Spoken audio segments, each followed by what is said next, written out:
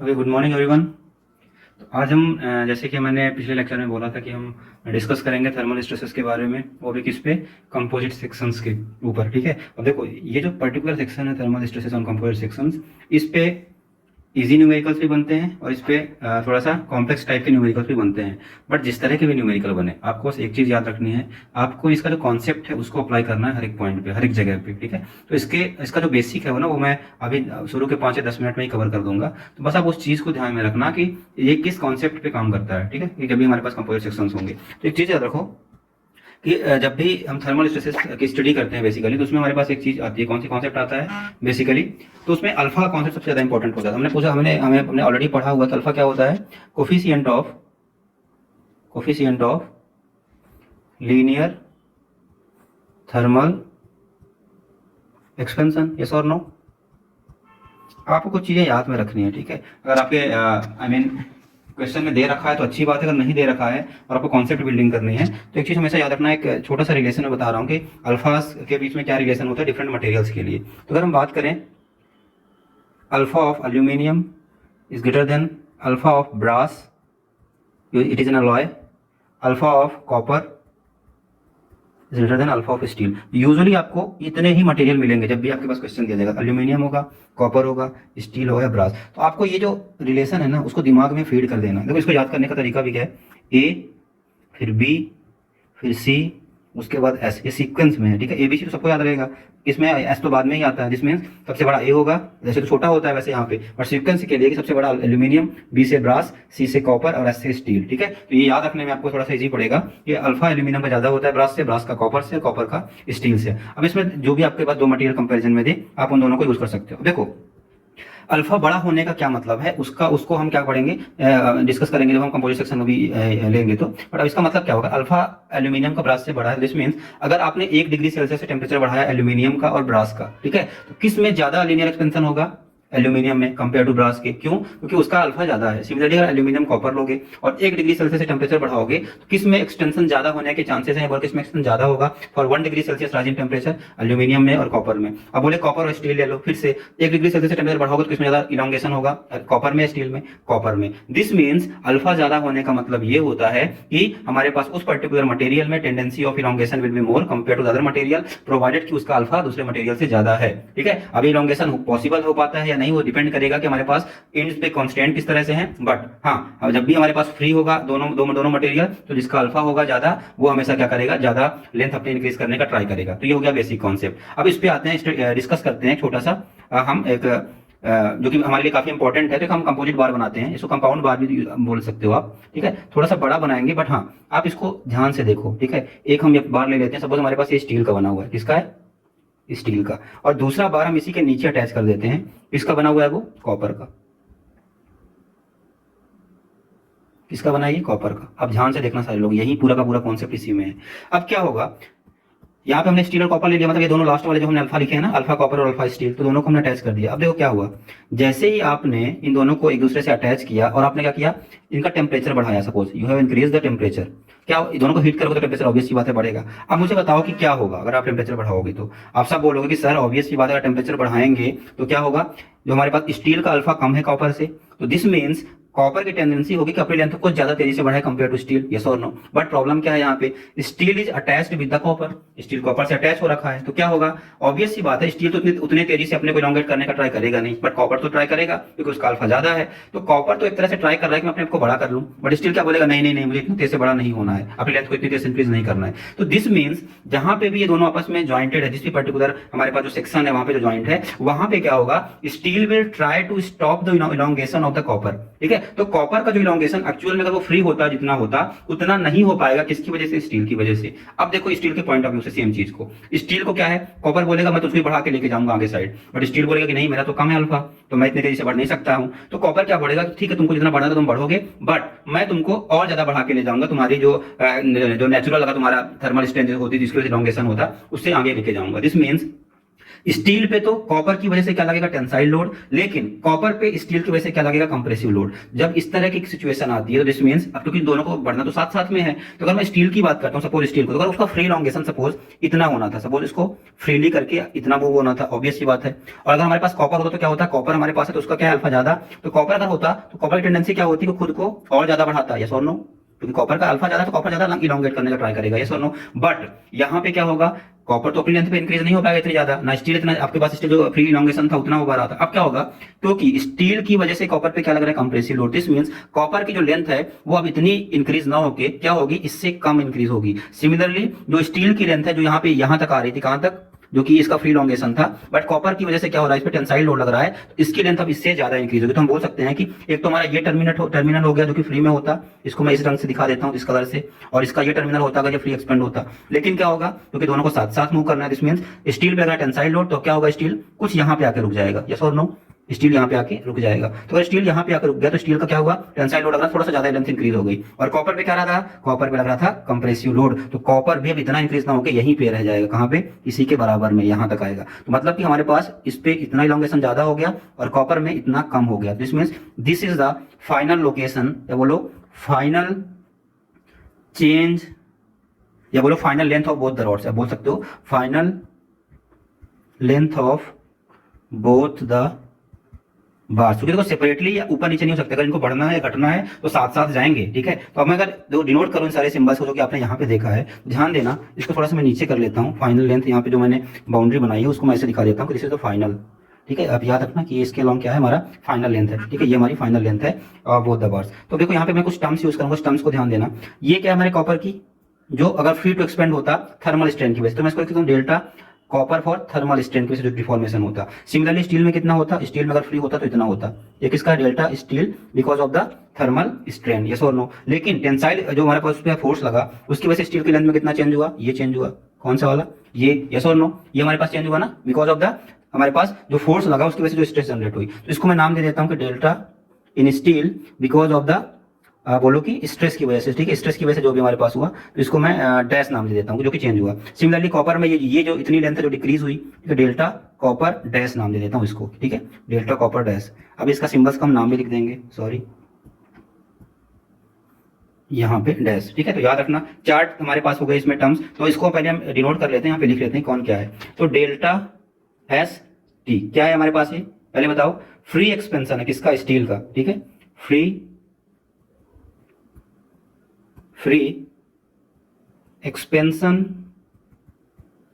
expansion of what, free expansion of steel because of what, due to temperature rise, yes or no, ठीक है। Similarly delta thermal इसका copper का, ये क्या है, फ्री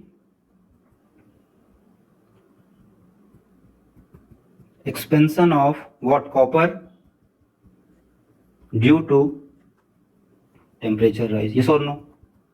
तो कॉपर स्टील का तो हो गया क्योंकि फ्री एक्सपेंशन होना था, बट वो तो हुआ नहीं। डेल्टा एस डैश है हमारे पास और delta C dash, delta S steel के लिए डैश, ये किस वजह से होगा, ये तो एक्सपेंशन, ये स्टील में एक्सपेंशन एक्स्ट्रा हुआ है ना, तो expansion of steel, expansion of steel due to what, due to thermal stress, याद रखना थर्मल स्ट्रेस। और ये किस नेचर का होगा, याद रखना टेंसाइल है ना, क्योंकि टेंसाइल लग रहा है ना स्टील पे, उसका अल्फा कम था इसलिए कॉपर उसको खींच के ले जा रहा था, इसलिए इसका टेंसाइल लोड लगा। सिमिलरली हमारे पास delta dash dash for copper क्या होगा, एक्सपेंशन ऑफ, या वो लोग एक्सपेंशन नहीं लिखते इसको, क्या इसमें कंप्रेशन हुआ ना तो कॉन्ट्रैक्शन लिख लेते हैं, contraction, contraction in copper due to what, due to thermal stress, yes और नो। और इसका नेचर क्या है, ऑब्वियस सी बात है, कंप्रेसिव है,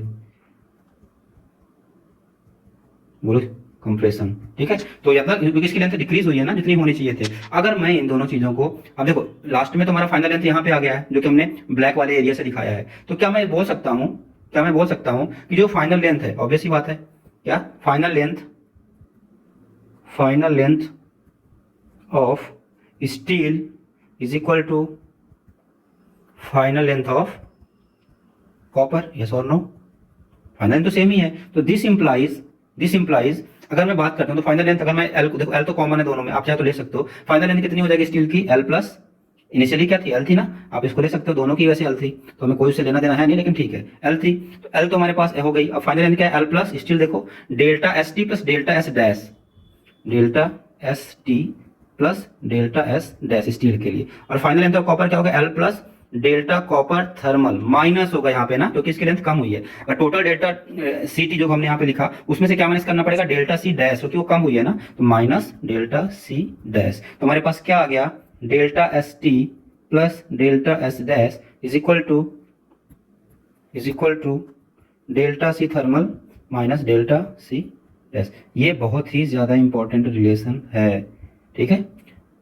बाकी मैंने किस टर्म का क्या मतलब है उसको मैंने यहाँ पे लिख दिया है, तो इस चीज को याद रखना। अब देखो इसमें एक तो चीज है हमारे पास, अगर मैं थर्मल वाली चीजों को एक साथ ले जाता हूँ, थोड़ा सा ये कलर यूज करेंगे, तो थर्मल चीजों के साथ ले जाता हूँ, तो हमारे पास delta S dash plus delta C dash कितना हो जाएगा, delta steel, sorry delta copper T minus delta of steel thermal, ठीक है। अब देखो थर्मल स्ट्रेन की वजह से जो डिफॉर्मेशन होता है वो हमने लास्ट के लेक्चर में पढ़ा, वो कितना होता है, डेल्टा इज इक्वल डेल्टा बड़ा था, delta L is equal to L alpha T, ठीक है। तो अगर मैं इसको रिप्लेस करता हूँ तो एल, ठीक है, लेंथ तो सबकी सेम ही थी initially, L alpha, alpha of what, alpha of steel, sorry copper है ना, यहाँ पे कॉपर लिख दो पहले,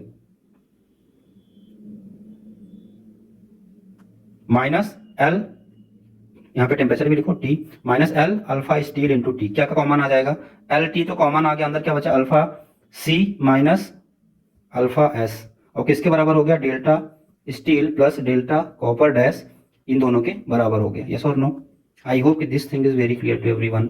इतना हो जाएगा, हमने कुछ नहीं किया, थर्मल डिफॉर्मेशन को टेम्परेचर के टर्म्स में और लेंथ के टर्म्स में बस वहां पे डिनोट कर दिया। अब देखो एक बार बताओ, ये जो डेल्टा एस डैश और डेल्टा सी डैश है, वो क्या रिप्रेजेंट कर रहा है, बेसिकली वो कुछ रिप्रेजेंट नहीं कर रहा है। यहाँ पे हमने बोला ना, contraction in copper due to thermal stress, expansion in steel due to thermal, this means यहाँ पे कोई ना कोई लोड एक्ट कर रहा होगा, उस लोड की वजह से क्या हो रहा है, स्ट्रेस जनरेट हो रही है, और उस स्ट्रेस की वजह से क्या हो रहा है हमारे पास, ये जो डेल्टा एस डैश और डेल्टा सी डैश है। तो अगर कोई मुझे बोलता है कि बताओ डेल्टा एस डैश कितना होगा, तो ऑब्वियस सी बात है, बार्स आर यूनिफॉर्म, बार तो यूनिफॉर्म है हमारे पास, यहाँ पे ऐसा तो नहीं कि डी वन एक एंड पे डायमीटर है, डी टू दूसरे एंड पे डायमीटर, यूनिफॉर्म बार है। तो मैंने बोला था अगर कभी भी किसी भी बार के ऊपर लोड लगेगा, याद रखना थर्मल से कोई लेना देना नहीं, यहाँ पे अगर लोड लगा रहे हो, यहाँ पे क्या है, कंप्रेसिव टेंसाइल लोड लगे हैं, वो थर्मल स्ट्रेस की वजह से आया, that is different case, but हाँ उसकी वजह से आया, लेकिन यहाँ पे लोड वाला केस है, हाँ लोड लगे हैं, ठीक है। अब वो आपके पास इनविजिबल लोड है, बिकॉज ये क्या है, दोनों सेक्शन की बाउंड्री पे लगे हैं, तो ये इंटरनल फोर्स हो गए, but these force are acting on the material.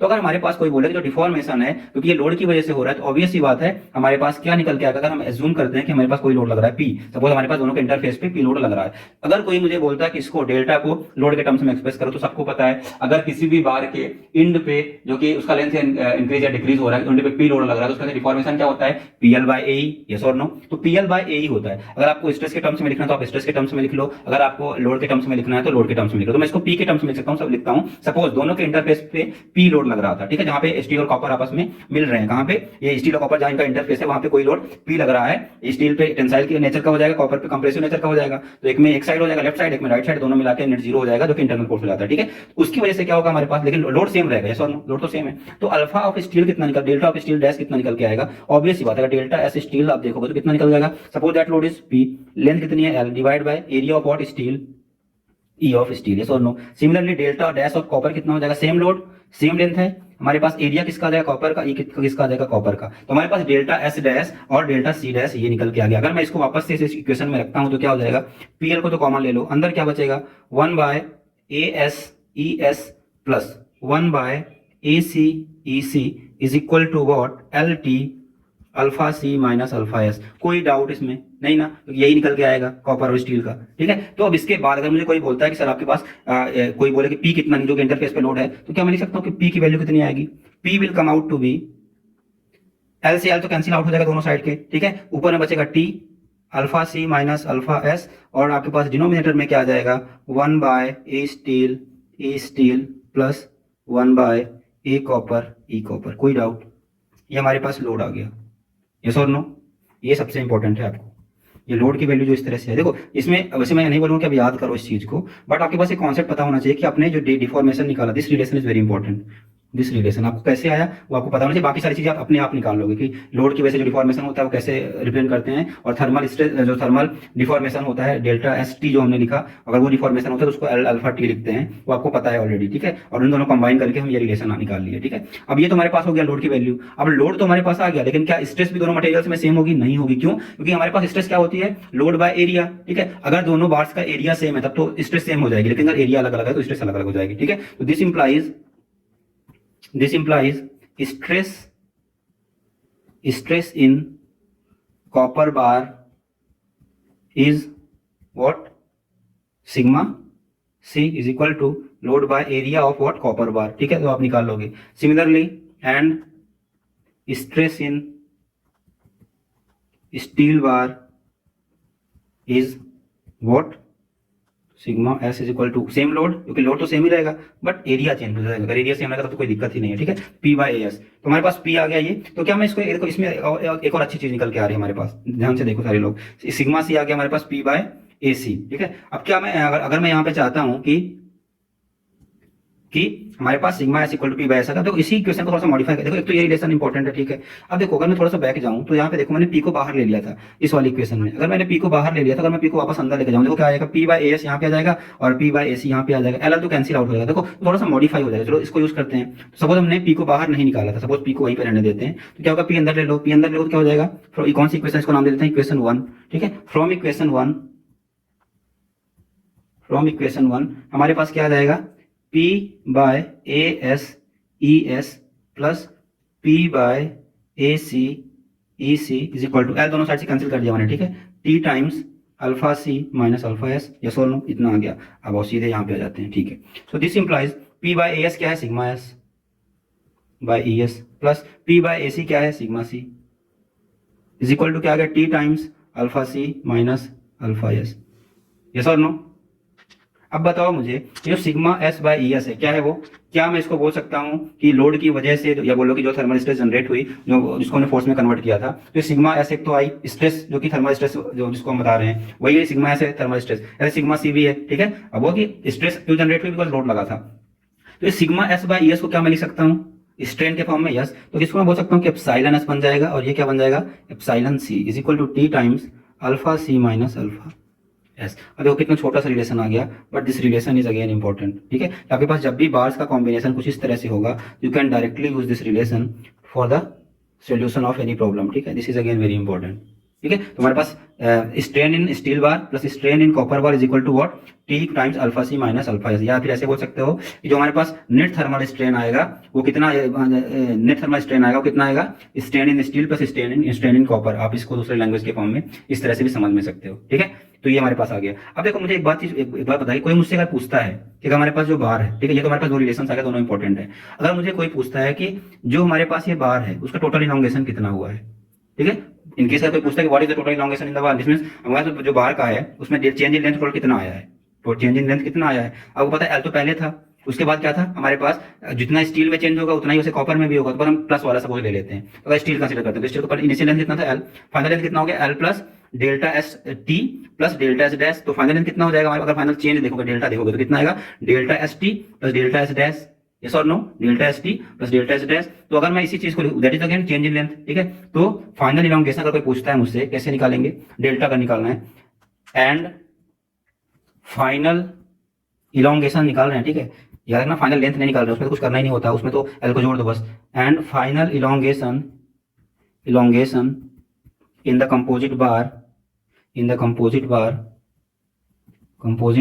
जो कि हमने पहले लिखा था कि दोनों के लिए सेम था, इज इक्वल टू, आप चाहो तो दोनों में से कोई रिलेशन यूज कर सकते हो, आपके ऊपर है, सॉरी, हाँ कोई सा भी। तो हमारे पास डेल्टा कितना आएगा? Delta comes out to be, तो आप स्टील के लिए इक्वेशन जो हमने लिखा था उससे यूज कर लो, या तो कॉपर के लिए। तो अगर delta is nothing but delta in steel, तो कितना था हमारे पास प्लस वाले के लिए? Delta in steel because of the thermal stress plus delta in steel because of the, ये तो थर्मल स्ट्रेन की वजह से था, और ये हमारे पास क्या था? हमारे पास स्ट्रेस की वजह से, टेम्परेचर स्ट्रेस की वजह से, ठीक है, थर्मल स्ट्रेस की वजह से। या तो ये लिख लो इज इक्वल टू, देखो ये भी सेम होगा, आप इन दोनों में से कोई रिलेशन यूज करते हो, या फिर delta copper because thermal minus delta in copper because of the thermal stress, इन दोनों में से कोई रिलेशन यूज कर सकते हो। तो सपोज मैंने स्टील के लिए इसको यूज किया, ठीक है, सपोज हमने स्टील के लिए यूज किया, तो delta comes out to be delta thermal for steel plus delta dash in steel because of the thermal stress, ठीक है। एक तो थर्मल स्ट्रेन की वजह से हमारे पास जो डिफॉर्मेशन हुआ, लेकिन जो थर्मल स्ट्रेस जनरेट हुई उसकी वजह से जो इलॉन्गेशन हमारे पास स्टील बार में हुआ because of the tensile force of by the copper material, वो हमारे पास डेल्टा एस डैश है। तो इन दोनों को ज्वाइन कर देंगे तो हमारे पास डेल्टा टोटल आ जाएगा। तो मुझे बताओ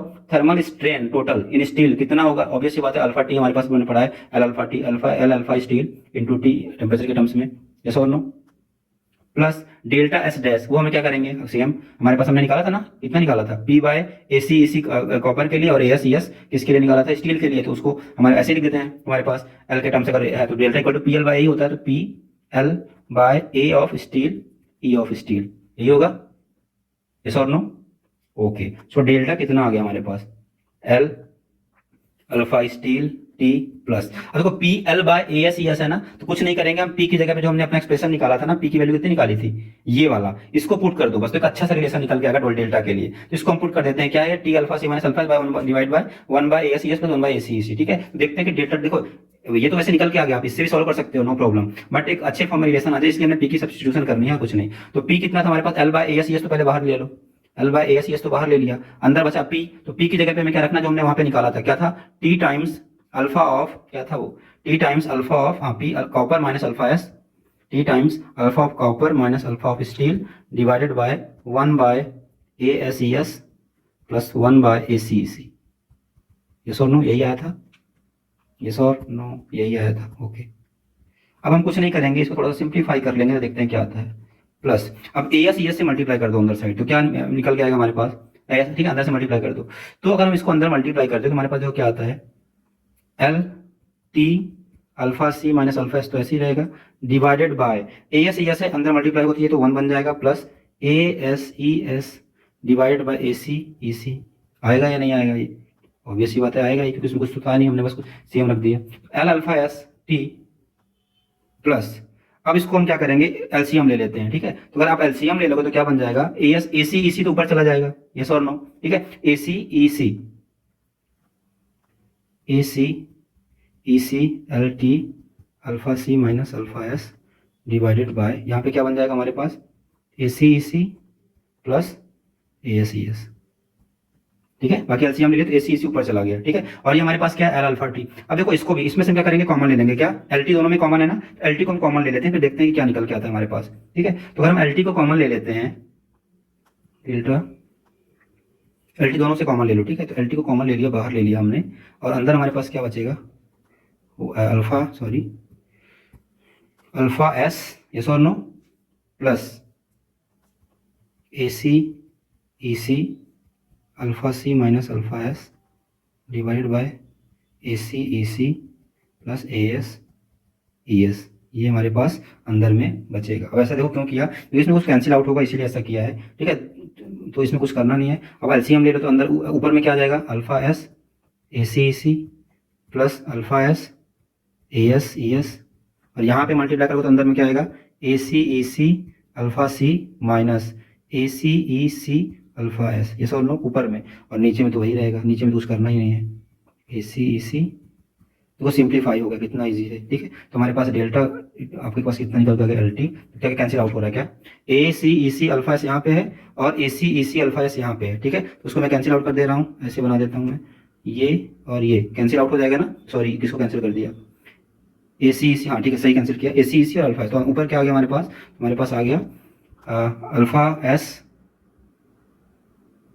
ए एस ई एस, मतलब स्टील का पूरा parameter, plus A C alpha C divided by A C plus A S E S, ये हमारे पास फाइनल इक्वेशन आ गई डेल्टा टोटल को। देखो याद करने के लिए तो ये भी आसानी है, ये हमारे पास एल टी हो गया, न्यूमरेटर में अल्फा के साथ मल्टीप्लाई किया होगा ए वाला टर्म दोनों के लिए, और वो जो ऐड हो जाएगा नीचे क्या है, विदाउट अल्फा के दोनों टर्म ऐड हो जाएंगे, तो हमारे पास डेल्टा टोटल आ जाएगा, ठीक है। तो आप इस तरीके से इसको याद रख सकते हो कि हमारे पास दो बार्स इस तरह से ज्वाइंट हैं तो उनमें डेल्टा कैसे निकालते हैं, तो ये हमारे पास एक तरीका आ गया सिंपल सा।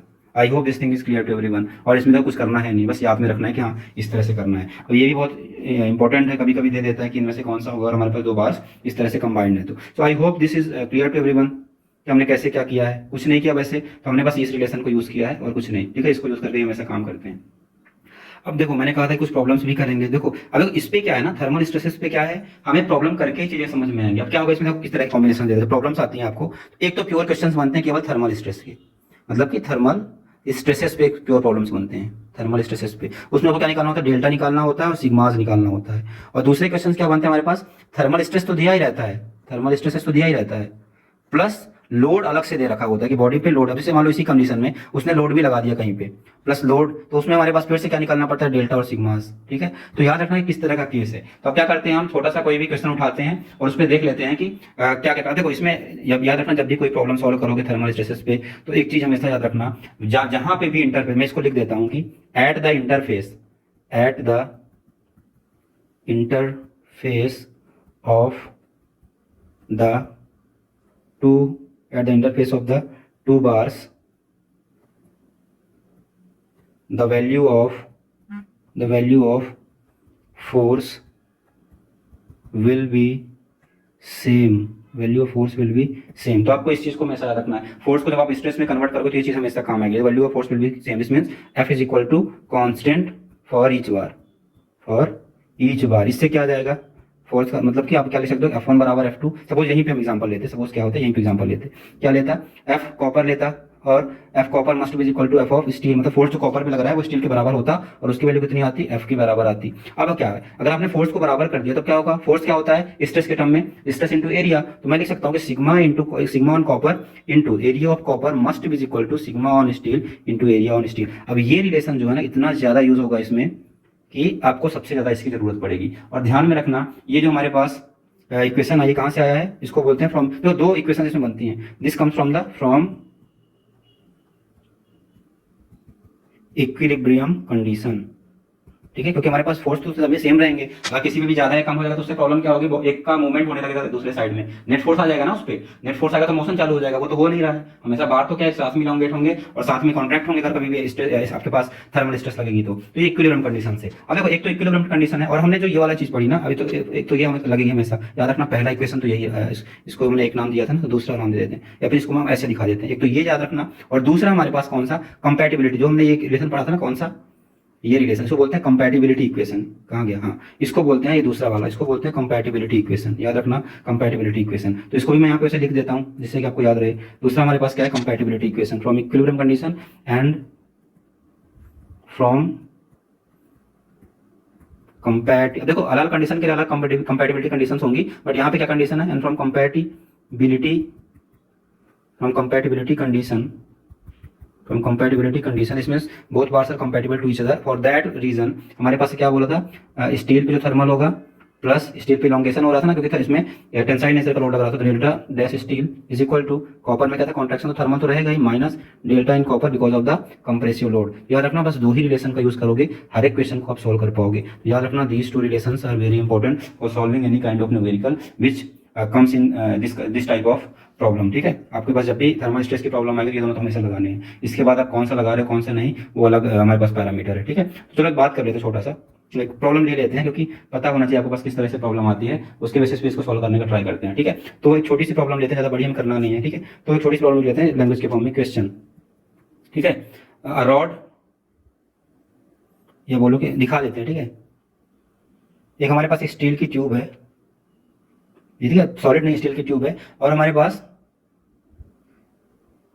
एक इसके ऊपर में क्या है, दूसरी रॉड दे रखी है, जो कि इसके ऊपर, ट्यूब के ऊपर से इसको क्लब करके रखी हुई है। ठीक है, इसके ऊपर से क्लब करके रखी हुई है। ये दूसरा मटेरियल है, अंदर का मटेरियल दूसरा है, याद रखना अंदर का मटेरियल दूसरा है। ये हमारे पास ऊपर का मटेरियल है और हमारे पास ये अंदर वाला मटेरियल है। इसको थोड़ा सा मोटा बना लेते हैं, ट्यूब टाइप में दिखे, जिससे कि थिकनेस थोड़ा कम ही रहेगी। ठीक है, तो ये हमारे पास क्या है अंदर वाली, this is steel tube, steel tube. अब उसके ऊपर से कोई सा भी मटेरियल लगा देता है। ठीक है, तो उसको मैं मान लेता हूँ किस मटेरियल का बना हुआ है, सपोज इसको मैं मान लेता हूँ किसी भी कॉपर मटेरियल का। ठीक है, कॉपर मटेरियल का। ठीक है, ये किसका बना है, कॉपर मटेरियल का। तो हमारे पास दो हमारे पास मेटल्स हो गए यहाँ पे। ऑब्वियस सी बात है, कुछ ट्यूब है तो कुछ इस तरह से आपको दिखेगी। ठीक है, कुछ इस तरह से दिखेगी, ये ट्यूब होगा। एक इंड पे मैं नहीं बना रहा हूँ, बाकी तो ये आपको पता है, बड़ा सा इंड है, उसको ऊपर से इसने क्लब करके रखा हुआ है ना, पूरे इसके एरिया में होगा ये पूरा। ठीक है, इस तरह की कुछ हमारे पास अरेंजमेंट दोनों साइड से एंड से है, तो कुछ इस तरह का 2 मटेरियल दे दिए। अब इसमें हमसे क्या पूछा जाएगा, इसमें पूछा जाएगा हमारे पास कि स्ट्रेस निकालो कि दोनों में कितना होगा, हम इनको पर्टिकुलर टेम्परेचर से हीट करते हैं। तो डाटा लिख लेते हैं क्या है,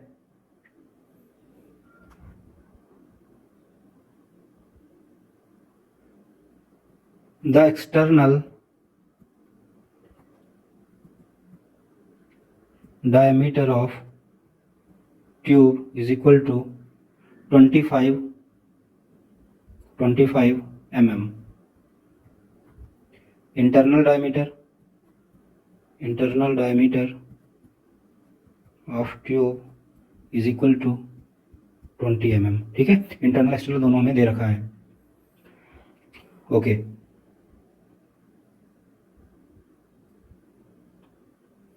रॉड का डायमीटर लिख लेते हैं, जो हमारे पास रॉड है,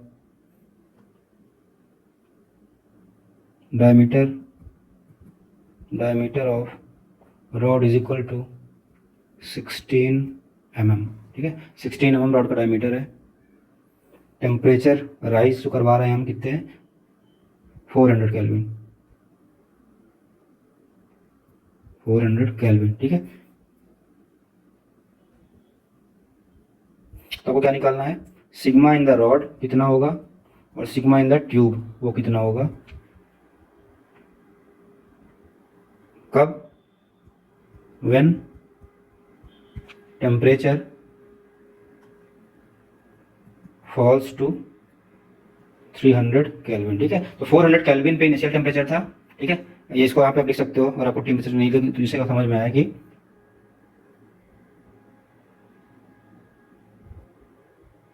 टेम्परेचर ऑफ असेंबली कितना है, 400 केल्विन। अब होगा टेम्परेचर को आप 300 केल्विन से drop, that is 100 degree Celsius का चेंज आएगा यहाँ पे। ठीक है, डेल्टा टी कितना हो जाता है वैसे, delta T comes out to be 100 degree Celsius. जब चेंज आएगा तो उस केस में आपके पास कितना सिग्मा जनरेट होंगी वो। अब देखो इसमें क्या क्या दे रखा है सबसे पहले आपके पास। ठीक है, अब इसमें क्या है, ओके, ये जो डायग्राम हमने बनाया पहले इसको क्लियर कर लेते हैं कुछ इस तरह का लैंग्वेज के फॉर्म से, जिससे आपको ज़्यादा क्लियर समझ में आए। ठीक है, तो हमारे पास कुछ इस तरह का डायग्राम, हमारे पास क्या था, पहले रॉड दे रखा था। सबसे पहले रॉड बना लेते हैं, सपोज दिस वाज रॉड। ठीक है, हमारे पास ये रॉड दे रखा था, ऑब्वियसली बात है सॉलिड रॉड होगा, दिस इज सॉलिड रॉड। अब इसको क्या किया, ट्यूब के थ्रू पास किया। ये हमारे पास दूसरे मटेरियल की ट्यूब है, इसलिए इसको दूसरे कलर से बना लेते हैं, दूसरे मटेरियल की ट्यूब है, this is the second material tube. ये हमारे पास कुछ इस तरह से ट्यूब आ गई। ठीक है, अब इस ट्यूब के अंदर क्या कर दिया, इसको पास कर दिया, इस ट्यूब के अंदर इस रॉड को पास कर दिया। तो ऑब्वियसली बात है यहाँ पे असेंबली कैसे बनेगी, असेंबली कुछ इस तरह से में दिखेगी। क्या देखो, अगर मैं इसका क्रॉस सेक्शनल व्यू बना दूं तो कैसे दिखेगा, हमारे इसको दूसरे कलर से बना देते हैं। ठीक है, वो कोई बात नहीं, कुछ हमारे पास ये रॉड का रहेगा, यहाँ पे रॉड रहेगा, ये हमारा रॉड रह गया। इसको आउटर से किसने कवर करके रखा है, हमारे पास ट्यूब ने। ट्यूब का हमारे पास एक तो इंटरनल डायमीटर इसी से कॉन्टैक्ट पे रहेगा, या बोलोगे कितना 20 है, थोड़ा सा दूर रहेगा। ठीक है, मान लेते हैं थोड़ा सा दूर ले लेते हैं। ओके, ट्यूब का हमारे पास इंटरनल डायमीटर कितना है, 20 mm, और हमारे पास आउटर डायमीटर 25। ये हमारी ट्यूब है। ठीक है, आपको सामने से कुछ इस तरह से दिखेगा। ऑब्वियसली बात है, रॉड को क्या करेगा, हीट करेगा, तो ये क्या होगा, इसका डायमीटर बढ़ के हमारे पास ट्यूब के इनर डायमीटर के साथ अटैच हो जाएगा। ठीक है, ये सब ओके। ओके, तो इतना हो गया। अब देखो, अब क्या बोलोगे आप लोग कि सर ये तो रॉड तो अंदर है और ट्यूब तो बाहर है, तो कैसे यहाँ पे अटैचमेंट तो कुछ हुआ नहीं था कि हमारे पास ये दोनों रसिस्ट करें और फोर्स लगा। तो ऑब्वियसली बात है, क्या करेंगे, हमारे पास ऐसे कहीं पे स्क्रूज लगे होंगे तो दोनों को अटैच करके रखे हैं। ठीक है, कई सारे स्क्रूज लगा देते हैं, बट द थिंग इज की they are attached with screws. ठीक है, हमारे पास ये स्क्रूज हैं, कुछ इस तरह से बना देते हैं, स्क्रूज से अटैच करके रखा है इनको, दोनों असेंबलीज को। ठीक है, स्क्रूज के थ्रू अटैच किया है। जब स्क्रूज के अटैच करो तो क्या होगा, दोनों को आपस में कॉन्टैक्ट में हमने ला दिया। ठीक है, अब देखो इसमें क्या चीजें दे रखी है, ट्यूब हमारे पास दिख रही है, जो आपके पास ग्रीन से दिखी है, तो ग्रीन से मैं इसको लिख भी देता हूँ जिससे कि आपको थोड़ा सही दिखे। ठीक है, तो ट्यूब हमारी ग्रीन से है तो 25 mm। ठीक है, आउटर डायमीटर, इनर डायमीटर कितना है, 20 mm, 20 mm। और हमारे पास जो रॉड दिख रहा है, आपको रॉड का भी बना देते हैं। रॉड कितना है, रॉड इज दूसरे कलर से, ओके, रॉड इज 16 mm दे रखा है ना, 16 mm डायमीटर। ठीक है, इनिशियल टेम्परेचर असेंबली कितना था, 400, अब उसको 300 हमने ला के रख दिया। ठीक है, तो हमारे पास ऑब्वियसली बात है ये दे दिया। अब इसके बाद हमें क्या डाटा देना पड़ेगा, हमें इन दोनों मटेरियल्स का अल्फा देना पड़ेगा, तभी तो इसको सॉल्व कर पाओगे सिग्मास निकालने के लिए। तो अल्फा ऑफ रॉड मटेरियल, जो कि हमारे पास किसका बना हुआ, सपोज जिसका मटेरियल बना हो, alpha of rod material is given as 20 × 10⁻⁻⁶। अब कोई पूछेगा सर यूनिट क्या होती है, अल्फा की क्या बताया था मैंने, अल्फा की यूनिट पर केल्विन। ठीक है, ये हमारे पास इसकी यूनिट हो गई।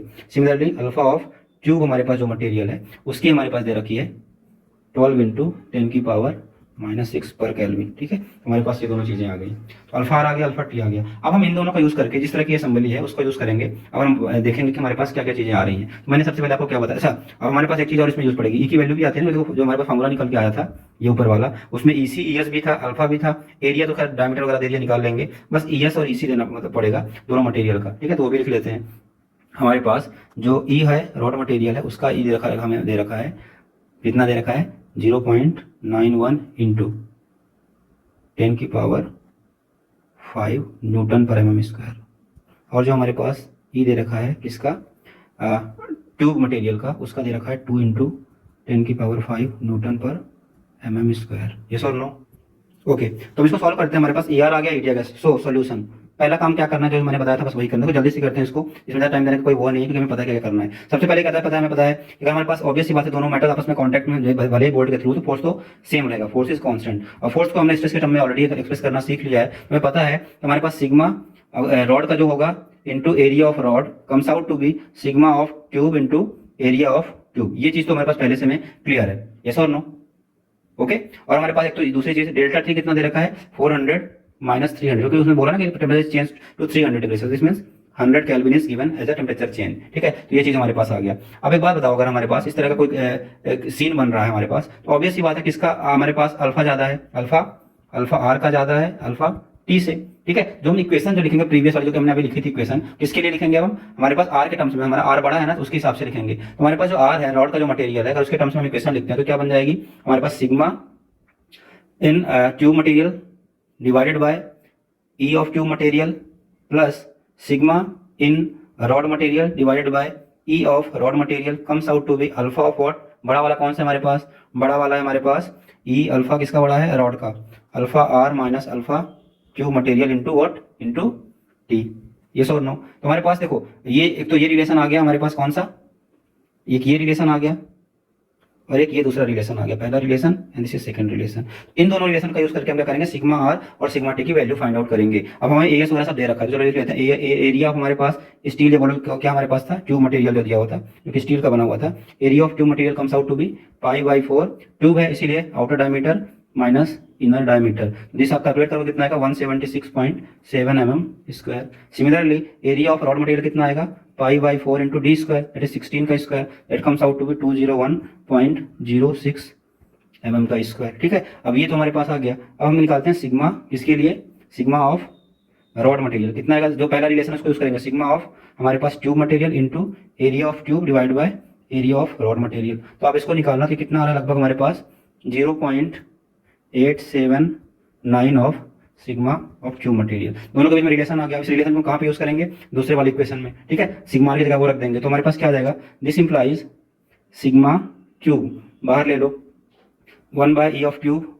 Plus 0.879 divide by e of rod comes out to be 20 minus 12 alphas है ना, अल्फाज 10⁻⁻6 इंटू डेल्टा टी 100, तो कितना दे देगा हमारे पास, दिस इंप्लाइज, और इसको सॉल्व करना, सिग्मा टी ई टी और यार हमें दे रखा है। ठीक है, तो दिस इंप्लाइज आपके पास आ जाएगा sigma T comes out to be, या फिर कर लेते हैं थोड़ा सा, सिग्मा टी 1/e टी कितना दे रखा है 2 into 10⁵ plus 0.879 divide bye 0.91 into 10⁵, yes और नो, इज इक्वल टू, ये सॉल्व करके कितना आएगा, ये 800 आएगा ना, 800 इंटू 10⁻⁻6। ठीक है, अब इसको सॉल्व करना, तो हमारे पास सिग्मा टी निकल के कितना आ रहा है कर लेना, that comes out to be 54.57 newton पर mm स्क्वायर टेंसाइल। ठीक है, अब सिग्मा टी आ गया, हमें पता है सिग्मा रॉड कितना है 0.879 ऑफ सिग्मा टी कितना आएगा, ये 47.97 Newton mm square. This is again compressive, याद रखना।